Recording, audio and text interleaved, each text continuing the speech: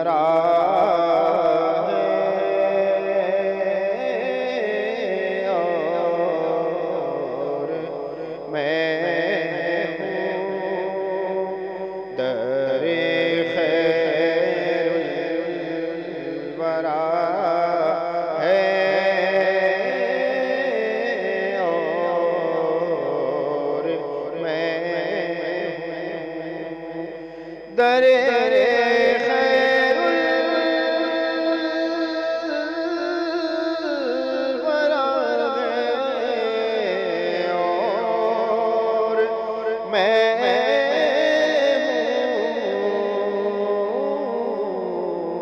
ہوں میرے غم کی دوا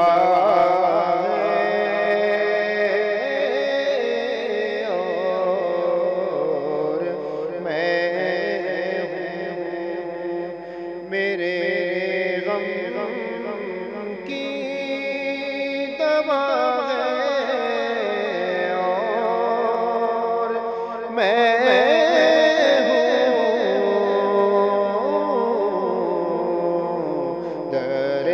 خیر الورا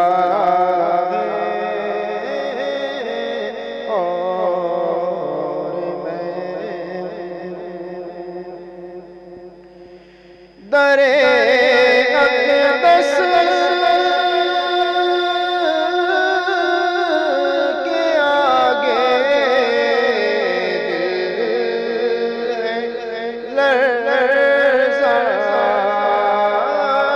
در اقدس کے آگے لرزاں کہ ان کا سامنا ہے اور میں کہ ان کا سامنا ہے اور میں ہوں میرے غم کی دوا ہے اور میں ہوا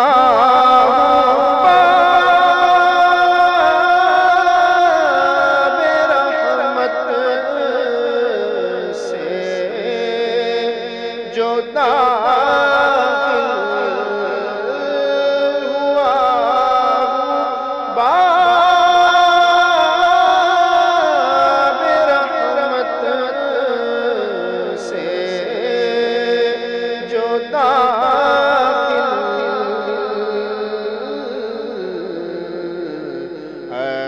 عطاؤں پر عطا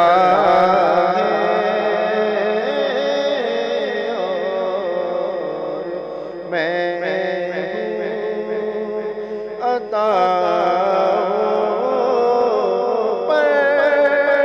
عطا ہے اور میں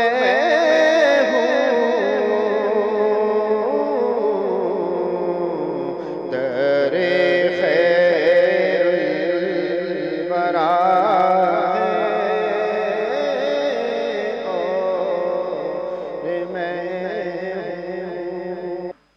ماشاء اللہ سبحان اللہ بہت خوب. السلام علیکم. وعلیکم جی علامہ صاحب آپ کی آج کے سوالات. عام طور سے جو ہے حضرت مسلمانوں کا اخلاقی رویہ جو ہے بالکل عجیب سا ہو گیا ہے، خاص طور سے معاملات میں. تو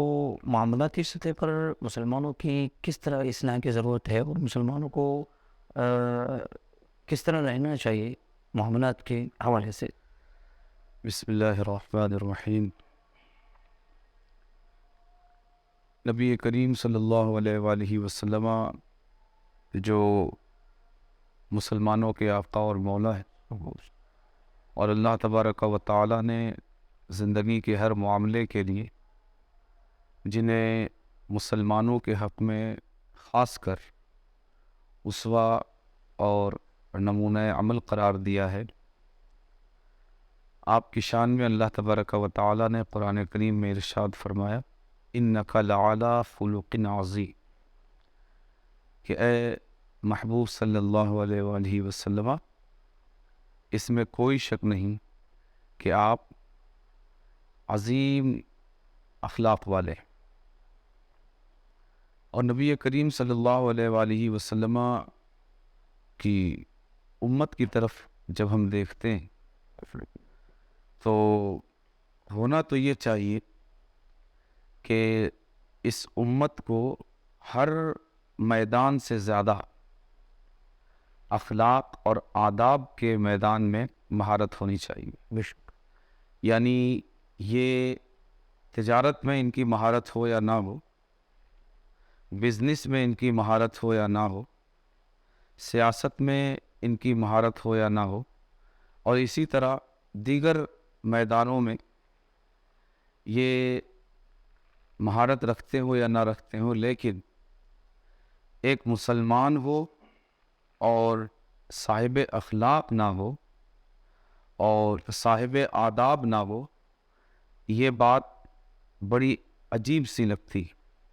اس لیے کہ فرمایا گیا کہ الدین کلہ ادب، بے شک، دین پورا کا پورا ادب، یہ ادب کا نام ہے، کہ ادب کے دائرے سے دین کا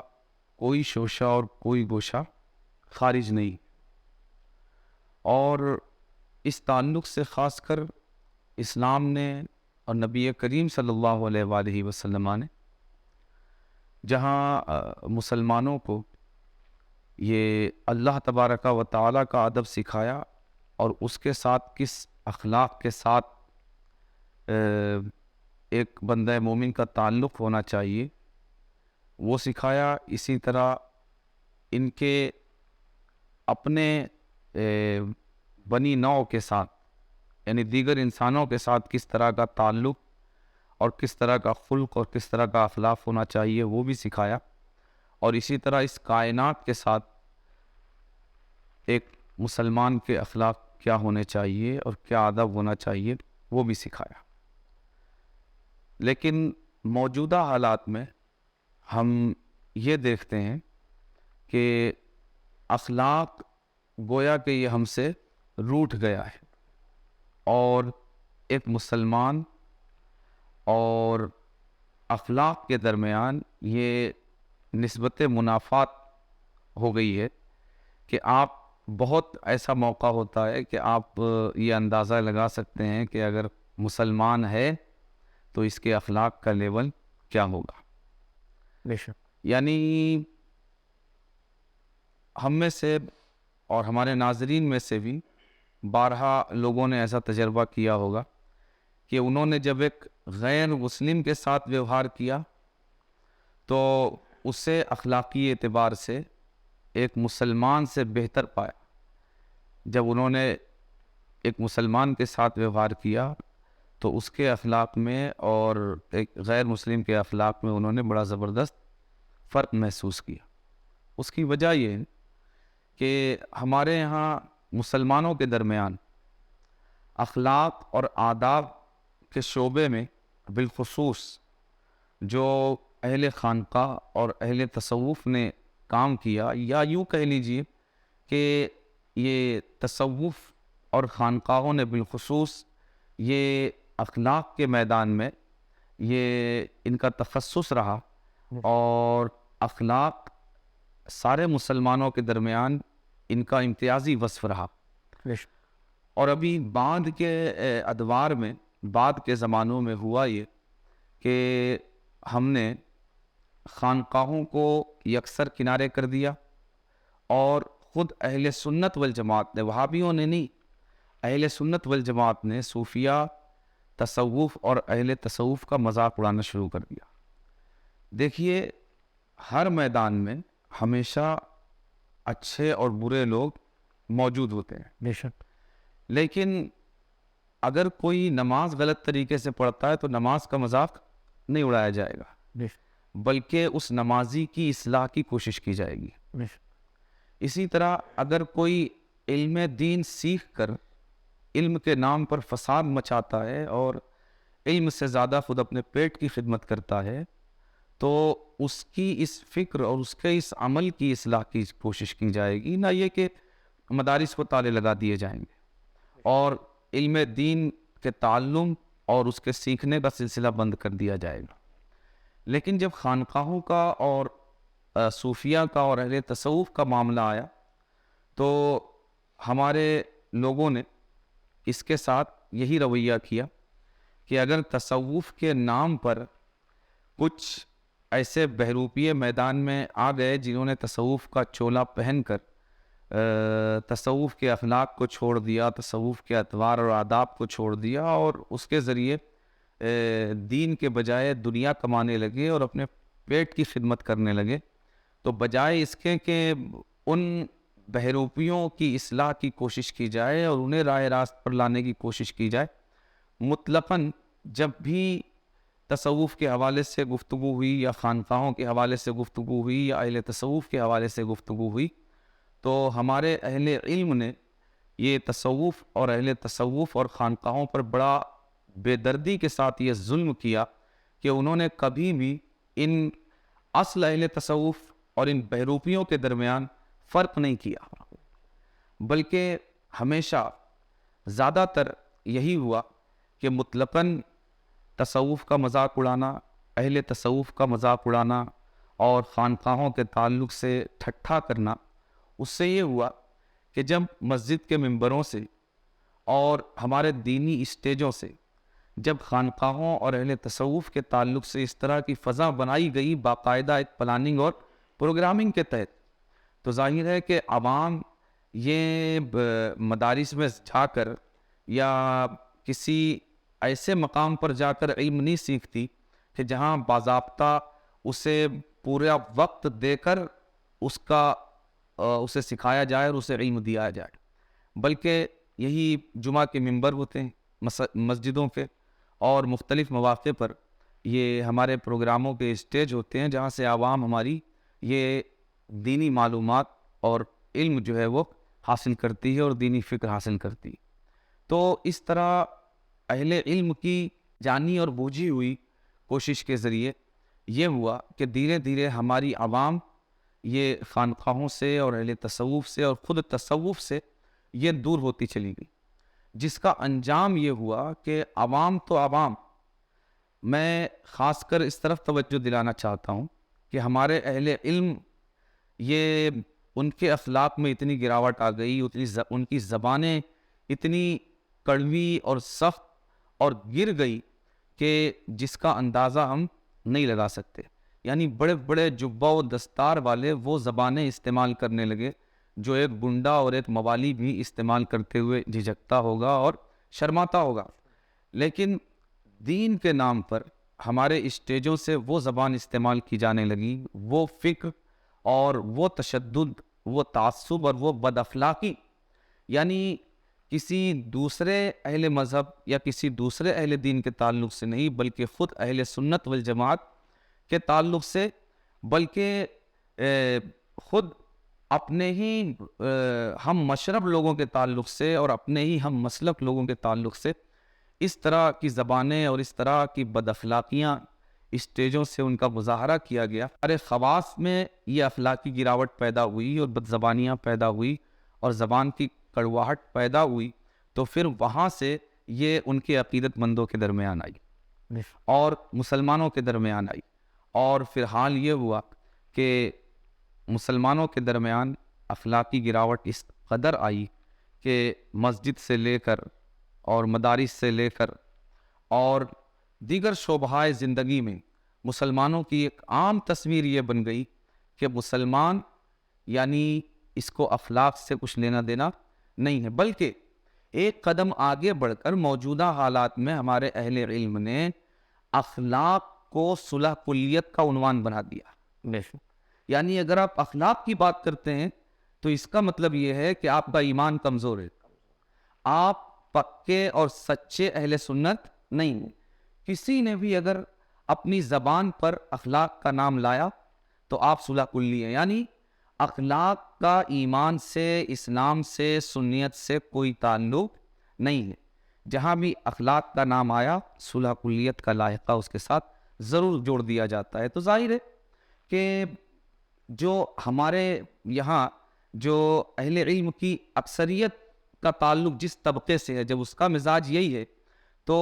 ہر ایک تو اپنی جان کو ہتھیلی پہ لے کر نہیں نکل سکتا نا۔ ہر ایک کے اندر دین کا وہ درد اور دین کے لیے وہ اخلاص اور سچائی پیدا نہیں ہو سکتی کہ اکثریت مجھ سے خوش رہے یا ناراض مگر میں تو سچی بات کروں گا۔ ظاہر ہے ہر ایک کا یہ مزاج نہیں ہو سکتا۔ تو پھر ان کے خوف سے اور ان کے ڈر سے دوسرے لوگوں نے بھی اخلاق کا نام لینا چھوڑ دیا کہ ہم اپنے اوپر صلح کلیت کا ٹھپا کیوں لگوائیں۔ اور اس طرح مسلمانوں سے بالعموم اور اہل سنت والجماعت سے بالخصوص اخلاق کی ایسی دوری ہوئی کہ آج کوئی سنی اخلاق کا نام لینا بھی پسند نہیں کرتا۔ جب ہمیں اخلاق ہماری زبان سے اتنا روٹھ جائے کہ جہاں ہم اخلاق کا نام لینا پسند نہ کریں اور اپنے آپ کو اگر سنی منوانا ہے اور کہلوانا ہے تو ہمیں اپنی زبان پر اخلاق کا نام نہیں لانا ہوگا، تو پھر آپ وہاں اندازہ لگا سکتے ہیں کہ پھر ہم با اخلاق کیسے ہو سکتے ہیں۔ جب ہم نے اخلاق کے راستے پر پوٹا لگا دیا، پابندی لگا دی، تو ظاہر ہے کہ پھر ایک سنی اور ایک اخلاق کے اندر دوئیت اور ایک مسلمان اور اخلاق کے اندر یہ دوئیت ضرور ہوگی۔ اللہ کرے کہ یہ بدلی چھٹے اور اخلاق کی خاص کر اہل سنت والجماعت سے اور بالعموم مسلمانوں سے کسی حد تک دوستی ہو، ایک سازگار تعلق ہو۔ اور یہ اس وقت تک نہیں ہو سکتا جب تک ہم خانقاہوں کو ان کا مقام نہیں دیتے اور تصوف اور اہل تصوف کے ساتھ عوام اپنا رشتہ مضبوط نہیں کرتی، اس وقت تک تصوف سے ہماری دوستی نہیں ہو سکتی۔ اس کے لیے ضروری ہے کہ ہم تصوف کے ساتھ اپنا رشتہ جوڑیں اور ایک مضبوط رشتہ اہل خانقاہ کے ساتھ قائم کریں۔ سبحان اللہ۔ آج کے ماحول کے اعتبار سے ایثار جو ہے ایک ہمارے معاشرے کا جب کلچر دیکھتے ہیں تو ایسا لگتا ہے کوئی بیوقوفی ہے، ورنہ جب ہم اپنے بزرگان دین کی طرف جب ہم دیکھتے ہیں تو ان کے یہاں یہ بس بڑی نمایاں طور پر پایا جاتا تھا۔ تو اس کے حوالے سے آپ کیا ارشاد فرماتے ہیں؟ جی، سب سے پہلے تو یہ سمجھ لینا چاہیے کہ ایثار کیا چیز ہے۔ ایثار بنیادی طور پر اپنا حق چھوڑ کر کسی دوسرے کو اس پر ترجیح دینا، اپنے حق پر کسی دوسرے کو ترجیح دینا۔ اللہ تبارک و تعالیٰ نے مسلمانوں کی اس خوبی کو بیان کرتے ہوئے اور تعریف کرتے ہوئے ارشاد فرمایا قرآن کریم میں، وَيُؤْثِرُونَ عَلَىٰ أَنفُسِهِمْ وَلَوْ كَانَ بِهِمْ خَصَاصَةٌ، کہ یہ وہ لوگ ہیں جو اپنے آپ پر دوسروں کو ترجیح دیتے ہیں اگرچہ یہ خود تنگی میں ہوں۔ بے شک۔ بلکہ آپ یہ دیکھیے کہ جنگ بدر میں جب صحابہ زخمی ہو کر زمین پر گرے تو کوئی پانی لے کر پانی پلانے کے لیے ان کے پاس پہنچا، تو جس کے پاس پانی لے کر پانی پلانے والا پہنچا اس کے بازو میں بھی ایک مسلمان زخمی وہ پڑے ہوئے تھے، تو انہوں نے کہا کہ پہلے بھائی کو پلا دیں۔ جب ان کے پاس پانی لے کر پہنچا تو ان کے بازو میں بھی ایک زخمی پڑے ہوئے تھے، انہوں نے کہا کہ پہلے ان کو پلا دو۔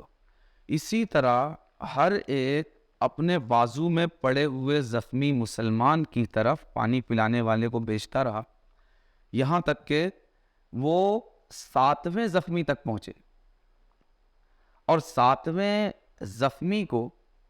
پانی پلا کر یا پانی پلائے بغیر جب وہ پہلے زخمی کی طرف لوٹائے گئے یا لوٹے تو انہوں نے دیکھا کہ یہ پچھلے سارے زخمی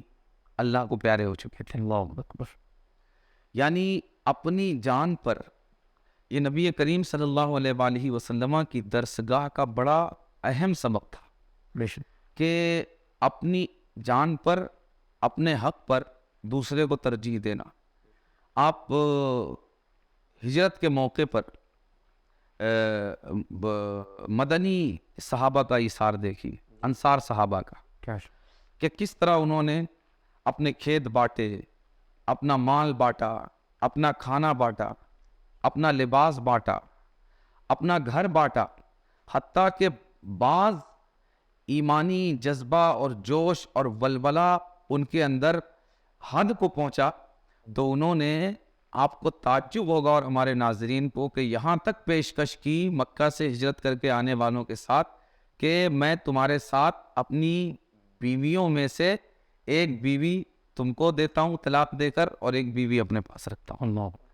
یہ ایثار کا معاملہ ہے۔ یعنی اس کی وجہ کیا ہے؟ یہ ایثار کی کیفیت مسلمانوں کے اندر کیوں تھی؟ اس کی وجہ یہ ہے کہ نبی کریم صلی اللہ علیہ وآلہ وسلم نے اللہ تبارک و تعالیٰ کا جو فرمان قرآن کریم میں، انما المؤمنون اخوہ، کہ سارے اہل ایمان یہ حقیقت میں باہم ایک دوسرے کے بھائی بھائی، تو نبی کریم صلی اللہ علیہ وآلہ وسلم نے اس قرآنی تصور کو مسلمانوں کے دلوں کے اندر، ان کے معاملات کے اندر، ان کے اخلاق کے اندر اس طرح مضبوط اور راسخ کر دیا تھا کہ مسلمان کبھی آپس میں ایک دوسرے کو غیر تصور نہیں کیا کرتے تھے۔ بے شک، جیسے کسی شاعر نے کہا، بنی آدم آزائے یک دیگرن، کہ سارے انسان ایک دوسرے کا پارٹ ہے، یہ سب مل کر ایک اکائی بنتا ہے۔ یعنی تنہا کوئی بھی مسلمان اکائی نہیں ہے، بلکہ ہر مسلمان اسلام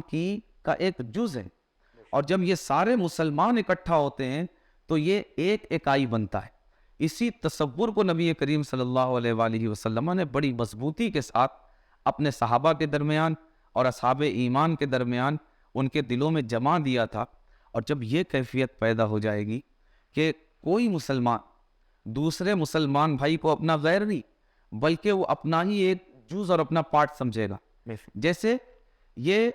ہاتھ یہ میرا غیر نہیں ہے بلکہ یہ میرا ہی حصہ ہے، یہ سر یہ کوئی غیر نہیں ہے بلکہ یہ میرا ہی حصہ ہے، میرے پیر یہ میرے غیر نہیں بلکہ میرا ہی حصہ ہے۔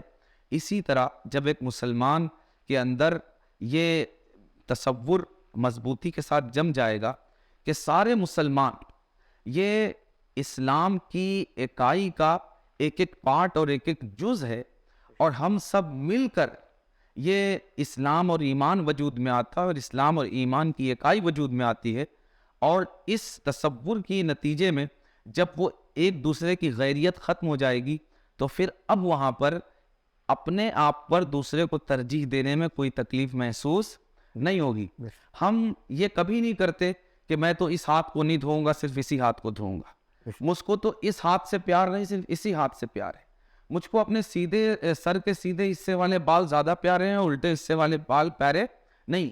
میں تو اپنے صرف سیدھے ہاتھ والے دانت صاف کروں گا، الٹے ہاتھ والے دانت صاف نہیں کروں گا، یا ناک کا ایک ہی حصہ صاف کروں گا، دوسرا حصہ صاف نہیں کروں گا۔ جس طرح ہم یہ اپنے بدن کے تعلق سے نہیں کرتے، جب ہم یہ تصور اپنے دلوں میں جما لیں گے کہ سارے مسلمان مل کر ایک وجود اور ایک بدن ہے، تو پھر کوئی بھی مسلمان ہمارے لیے غیر نہیں ہوگا،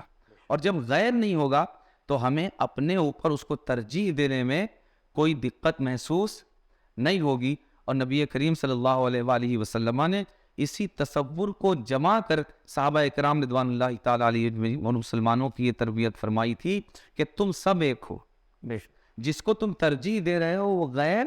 نہیں ہے بلکہ وہ تمہارا ہی اپنا ایک پارٹ ہے، اور تم اس کو ترجیح دے کر یا تم اپنا حق چھوڑ کر اس کو جو اپنا حق دے رہے ہو تو تم کسی غیر کو نہیں دے رہے ہو بلکہ تم خود اپنے آپ کو دے رہے ہو۔ تو موجودہ حالات میں بھی جب تک مسلمانوں کے درمیان یہ باہم آزا ہونے کی کیفیت پیدا نہیں ہوتی کہ سارے مسلمان اسلام کے وجود کا پارٹ ہیں، جب تک یہ کیفیت پیدا نہیں ہوتی، اور جب تک ہم ہر مسلمان دوسرے مسلمان کو اسی طرح اسلام کا جز، اسلام کا پارٹ اور اسلام کا عضو نہیں سمجھتا جس طرح ہم اپنے مختلف اعضائے بدن کو، مختلف پارٹس آف باڈی کو ایک ہی بدن کا حصہ سمجھتے ہیں، اس وقت تک یہ کیفیت جسے آپ نے ایثار فرمایا ہے کہ اپنا حق کسی اور مسلمان کے لیے چھوڑ دینا، یہ کیفیت یہ خلق اور یہ وصف اس وقت تک مسلمانوں کے اندر پیدا نہیں ہو سکتا. ابھی ہماری گفتگو ہو رہی تھی اظہار کے تعلق سے، آپ نے ارشاد فرمایا مگر عام طور سے مسلمانوں کے اخلاق اس طرح بدتر سے بدتر دکھتے ہیں کہ اپنے 1% فائدے کے چکر میں ایک عام مسلمان بھائی کا جو ہے 10% کا نقصان کر رہا ہے، وہ اسے عقل مندی سے تصور کرتا ہے. ایسی عقل مندی کے بارے میں آپ کیا ارشاد فرماتے ہیں؟ دیکھیے،